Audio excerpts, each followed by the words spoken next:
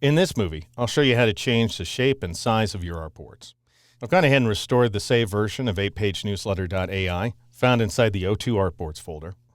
Now, the first thing I'd like you to do, just to make sure that you and I are on the same page, is to go up to the View menu and make sure that the Smart Guides command is turned on. If you see a check mark, everything's good.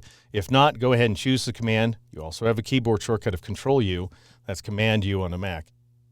And what Smart Guides do is they allow you to align objects inside of your illustration as well as artboards on the fly. The next step, of course, is to switch to the Artboard tool, which you can get by pressing Shift-O, or you can just click on it here inside the toolbox. But before I do that, I want you to notice something. At this point, you can see that page 1 is active because it has a black outline, whereas page 2, or Artboard 2 if you prefer, is not selected, nor are any of the others, because they have gray outlines.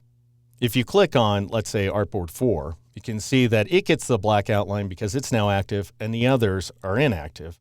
You'll also see a number 4 down here in the bottom left corner of the window. Illustrator goes ahead and numbers artboards automatically in the order you create them. You can override that, however, as I'll show you in a later movie.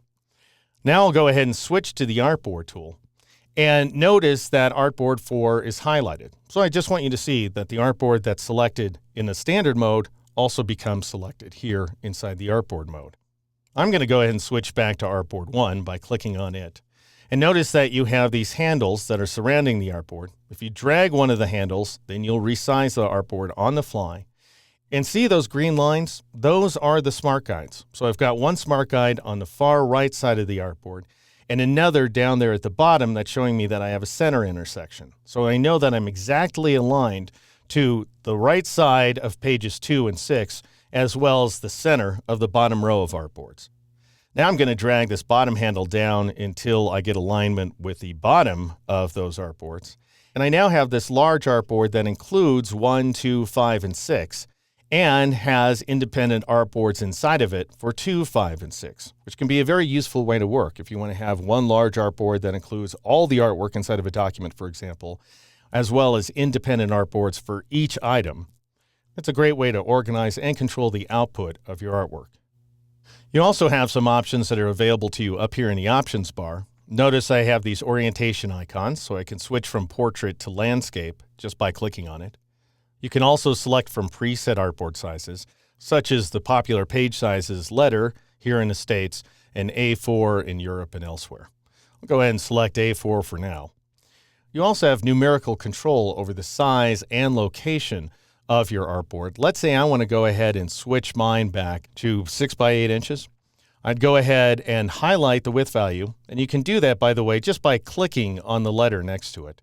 So I'll click on the W, and I'll change it to 6IN, and then press the Tab key, and I'll change the height value, which is now active, to 8IN in order to reset the size of that page.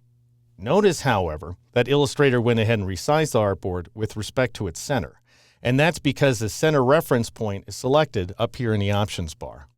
If I want to position the artboard with respect to its upper left corner, I go ahead and click on the upper left point inside of that reference matrix.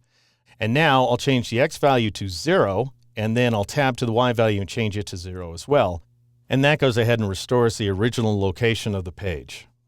In order to accept the work, just press the Escape key in order to return to the black arrow tool.